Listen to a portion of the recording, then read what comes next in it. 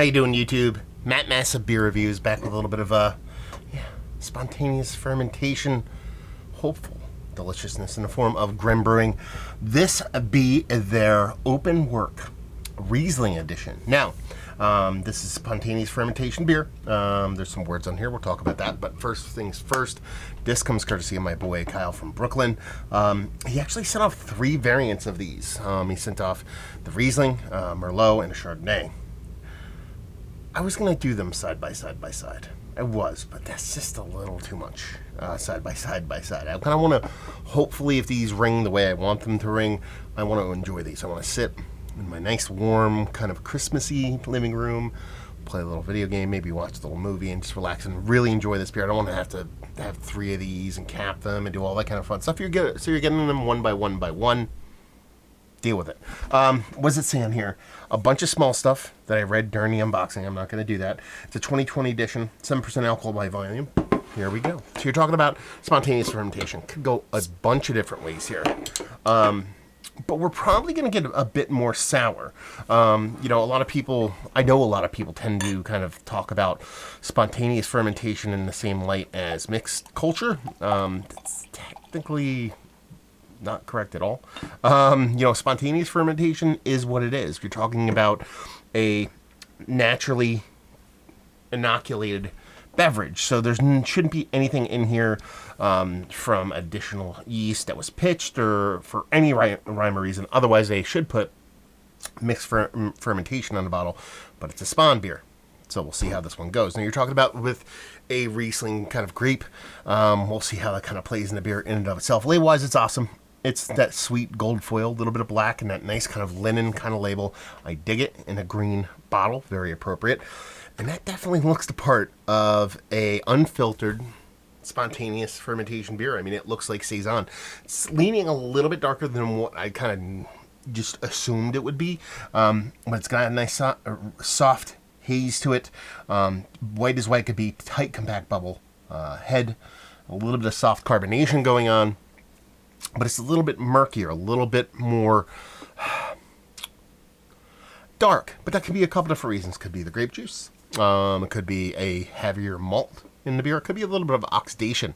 Could be a bunch of different things.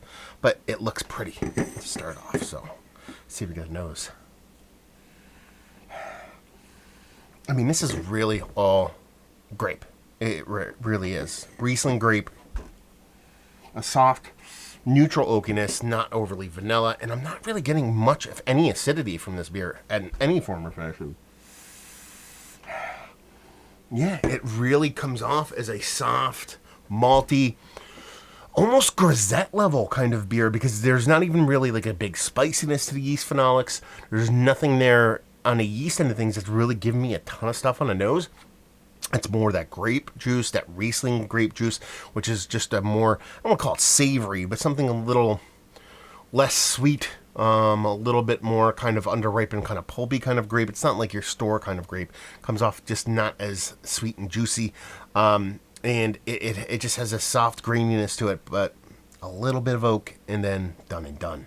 So I'm not going to sit here and say it's an amazing nose, but it's definitely not a negative nose.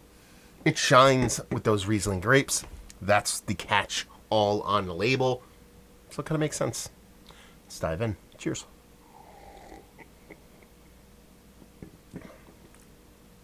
Okay. It really does follow through in the taste. They actually talk about... They don't really talk about malt bill or anything in here. Really grain driven. Really grain driven as beer. That Riesling grape is still the leader in the clubhouse beer. It is relatively big for the beer. Actually, it's relatively small for the ABV of the beer, but it's big as far as the impact of the beer goes. It's not overly sweet. But it has this nice kind of, like I said, an undersweetened, kind of underripened, kind of white grape with a little tinge of kind of heft to it.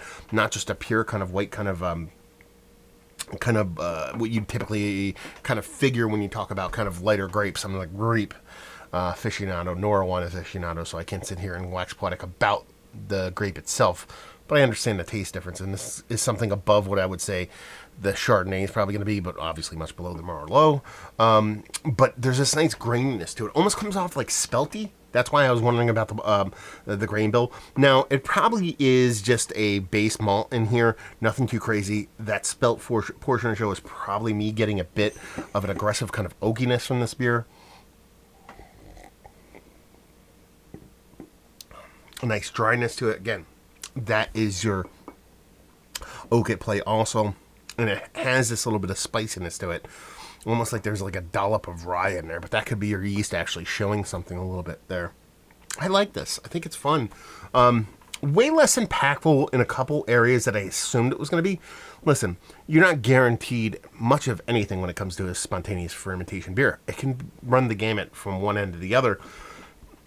But I typically expect at least minimal funkiness, if not a little tartness, if not even leaning heavily into sour. But that's the thing, it's spontaneous, so you really don't know what's going to track. This comes off very, very clean for a spontaneous fermented beer. Not a negative, just a little preconceived notion going into the beer, and I'm kind of curious how those other ones kind of play.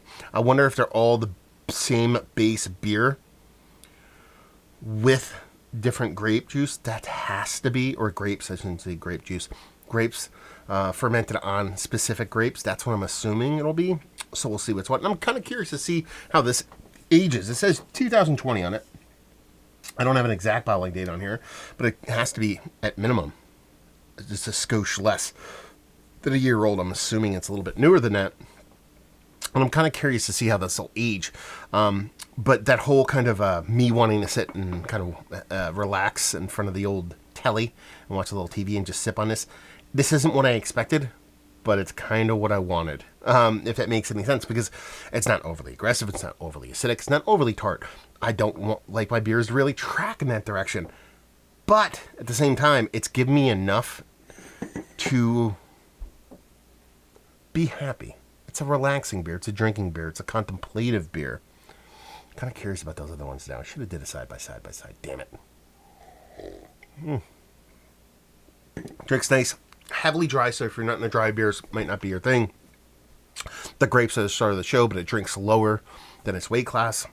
And just comes off as a delicate, pretty, contemplative level style beer, which showcases what's on the label, but gives you a little bit of a twist because it doesn't get anywhere near any kind of aggressive funkiness that you would typically associate with a spontaneously fermented beer.